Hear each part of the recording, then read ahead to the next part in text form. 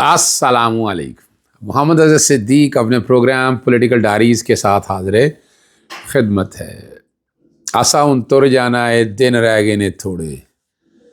सच सामने आ रहा है और कौम को अब फैसले करने हैं।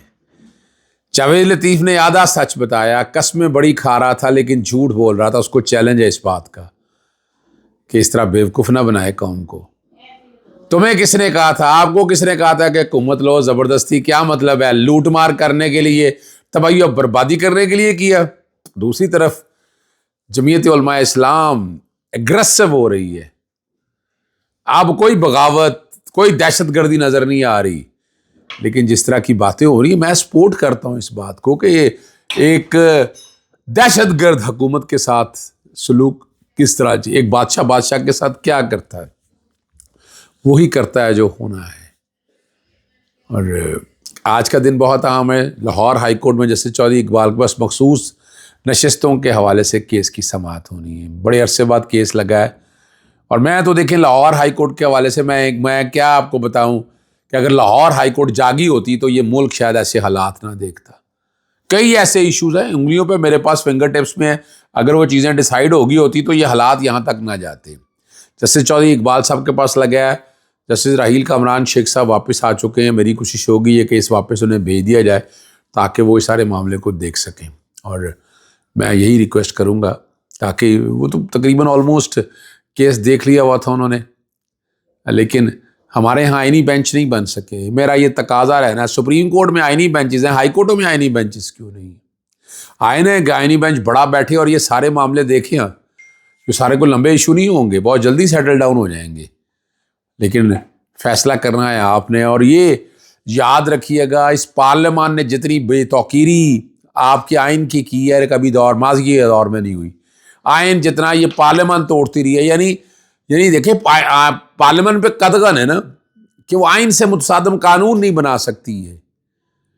चार मैं बड़ी चीज़ें आपके सामने रख देता हूँ और मैं बार बार इसका तज़किरा करता हूँ। सबसे पहला ये है कि इलेक्शन की तारीख जो है वो आइन के तहत आर्टिकल 48 है और 106 है कि जिसमें 105 है, जिसमें डेट जो है ना, तारीख है, वो सदर पाकिस्तान ने कौमी असम्बली की और सूबों के गवर्नर ने देनी है। लेकिन यहाँ सेक्शन 57 में तरमीम करके ये इख्तियार इलेक्शन कमीशन को दिया गया। आइन तोड़ा है यहाँ पर।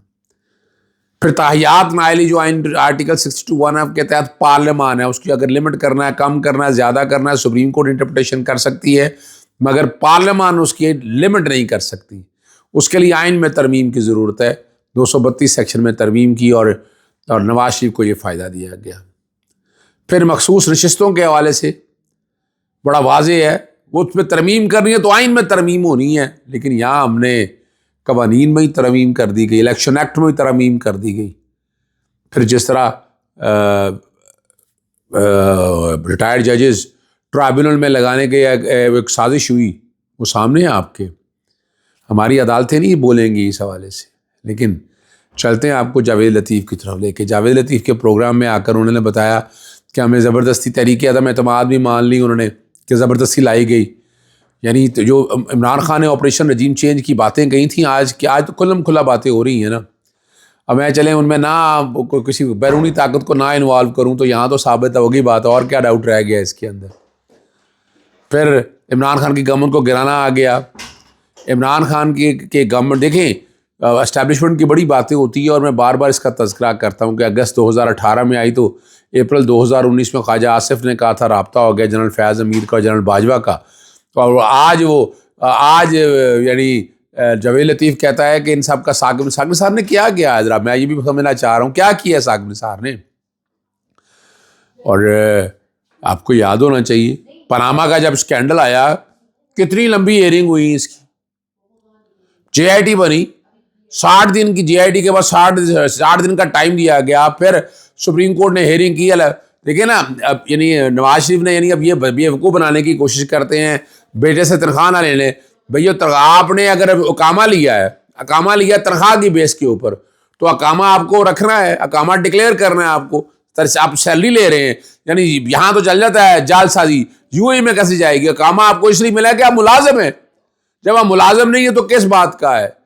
پیسے لیے تو ڈکلیئر کرنے ہیں، اگر نہیں لے رہے سائیکل پیسے ایکومولیٹ ہو رہے ہیں تو وہ آپ کے آپ کو ڈیکلیریشن دینی ہے 62(1) کے تحت آپ نااہل ہوئے. یعنی پراپرٹیز کی منی ٹریل آج بھی نہیں ہے. آپ بتا دیں ایون فیلڈ کی منی ٹریل ہے؟ نہیں ہے.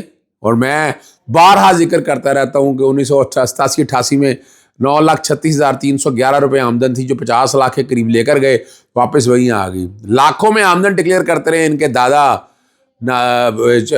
شریف صاحب، تو جائیدادیں کہاں سے خرید لی آپ نے؟ وہ سچ بھی بولا کریں نا. جاوید لطیف صاحب جھوٹ مت بولیں. آپ آج بھی منی ٹریل نہیں ہے آپ کے پاس، بتائیں. جس طرح قاضی فائز صاحب کے پاس منی ٹریل نہیں ہے. قاضی فائز صاحب نے جو پراپرٹیاں خریدی سامنے ہے، پیسہ پاکستان سے گیا فورن ایکسچینج اکاؤنٹ میں ڈالا، آپ کے پاس منی ٹریل نہیں ہے. اور پیسہ وہاں کہاں سے آیا آپ نے؟ پھر جب پراپرٹیاں لے لی آپ نے اور پیسے آپ نے بھجوائے بچوں کو پڑھانے کے لیے، بچوں کو تو پڑھایا، بچوں جائیدادیں لے لی تو بچوں کو پڑھایا کہاں سے آپ نے؟ پھر یہ باتیں تو ساری اب ریکارڈ کے اوپر ہیں، لیکن یہاں دوہرا نظام ہے. پھر بتایا جاتا ہے کہ جناب زبردستی حکومت دی ان کو. شہباز شریف لڑنا چاہ رہے تھے، شہباز شریف روٹی کو چوچی کہتا ہے. شہباز شریف کو سمجھ نہیں ہے کس بات کی. شہباز شریف انکار کر دیتا. ملک کی خاطر کرنا تھا نا. تو اگر آپ نے کیا ہے، اگر آپ بلیک میل ہوئے ہیں تو پھر آپ سارے معاملے میں برابر کے قصوروار ہیں. آپ تو ایڈمٹ کر رہے ہیں ساری باتوں کو. پھر آپ کو سزا بھی ملنی چاہیے، اتنی سخت سزا ملنی چاہیے آپ کو، اتنی سخت سزا ملنی چاہیے. ثاقب نثار پہ الزام لگا. ثاقب نثار کا تعلق کیا ہے؟ ثاقب نثار نے کیا کیا ایسا؟ کیا کیا ثاقب نثار نے ایسا؟ اس طرح کے جو دھاندلیاں ہوئی ہیں، یہ جو فارم 45-47 کے ساتھ ہوا ہے، جیسے قاضی فائز صاحب کا قصور بتائیں یہاں پر کہ انہوں نے کیا تباہی و بربادی کی سارے نظام کے، سمبل لینا، باقی سارے معاملات، سارا کچھ اب ریکارڈ کے اوپر آ چکا ہے. اب تو کوئی ڈاؤٹ نہیں رہ گیا. تو معافی مانگے قوم کے ساتھ. آپ نہیں لینا چاہتے ڈیزالو کریں اسمبلیاں، ابھی تحلیل کریں اسمبلیاں، نئے الیکشن کی طرف جائیں تاکہ بات ختم ہو. لیکن نئی اقتدار ہے، مفت کا پھدو لگا ہوا ہے، آرام سے انجوائے کر رہے ہیں. تو عوام بے وقوف نہیں بننے والی. جاوید لطیف صاحب یہ اب کلیریفیکیشن آنی چاہیے نواز شریف کی طرف سے، شہباز شریف کی طرف سے، مریم کی طرف سے. ان کا ایک پارٹی کا لیڈر ایک کہہ رہا ہے نا بات، تو باقی یعنی شاید کا کان عباسی کیا کہتے ہیں اس پہ، اسماعیل کیا کہیں گے، زبیر کیا کہیں گے. یہ سوچنے والی باتیں ہیں. آخر میں آپ کو لے چلتے ہیں جمعیت علماء اسلام. مدارس کی رجسٹریشن کے حوالے سے بڑی گرمی ہے، اور کامران مرزا نے ایک پروگرام میں بڑا واضح کہا ہے. جمعیت علماء اسلام کو دوست ہیں ہمارے، ایڈوکیٹ ہیں. انہوں نے کہا 26 نومبر جیسا واقعہ ہمارے ساتھ ہوا تو بھول جائیں. بشار الاسد کے ساتھ کیا ہوا ہے، سیریا کے اندر، شام کے اندر کیا کچھ ہے، وہ ذہن میں رکھیے گا. اور یہ دیکھیں اب یہ دھمکی نہیں ہے، یہ نہیں کہیں گے، کوئی نہیں بولے گا ان میں سے. پاکستان تحریک انصاف نے چاند اگر باتیں کی ہیں تو کیا ایسی باتیں کی ہیں، اس طرح کی باتیں. چلیں یہ تو حق ہے ان کا بھی، وہ بات ٹھیک کہتے ہیں کہ اگر ان کے ساتھ یہ زیادتی کی گئی تو وہ سڑکوں پہ نکل آئے تو پھر وہ کیا کریں گے، اینٹ سینٹ بجائیں گے. اور عمران خان دیکھیں انہوں نے بالکل، یعنی اگر آپ کو اتنا ہے نا تو لیول پلینگ فیلڈ دیں نا، کرنے دیں پاکستان تحریک انصاف کو، مظاہرے کرنے دیں، جلسے جلوس کرنے دیں، احتجاج کرنے دیں. پتہ لگ جائے گا آپ کو کہ کہاں کھڑے ہیں آپ کہیں نہیں کھڑے جناب. پاکستان تحریک انصاف اس وقت ملک کی سب سے بڑی جماعت ہے. اب ورنہ بشارت الاسد جو حال ہوا ہے سیریا کے اندر، تیاری رکھیں آپ. جمعیت علماء اسلام کے حوالے سے میں ویسے ہی آن لائٹر سائڈ کیا، میں نے تو تجویز بھی دی ہے کہ جمعیت علماء اسلام کے ساتھ گفتگو شنید جاری رکھیں، ان کے ساتھ آگے بڑھیں آپ، اور اتحاد بنائیں ان کے ساتھ اتحاد بنائیں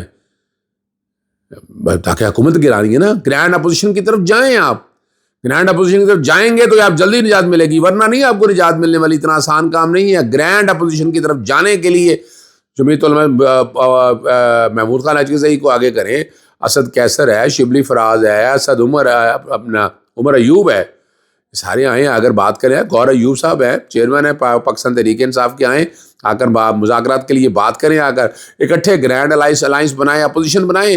سیاسی جدوجہد بھی آپ کو اسی طرح کرنی ہے. پارلیمان کے اندر گفتگو تو کرنا شروع کر دیا، وہاں بھی سخت باتیں کرنی ہیں.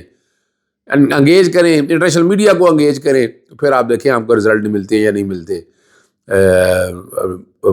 9 مئی کی جوڈیشل انکوائری اور 26 نومبر کی گورنمنٹ تو بیک فٹ پہ گئی ہے. گورنمنٹ کو تو پریشانی ہے، اگر بنا دی تو ان کی موت ہے.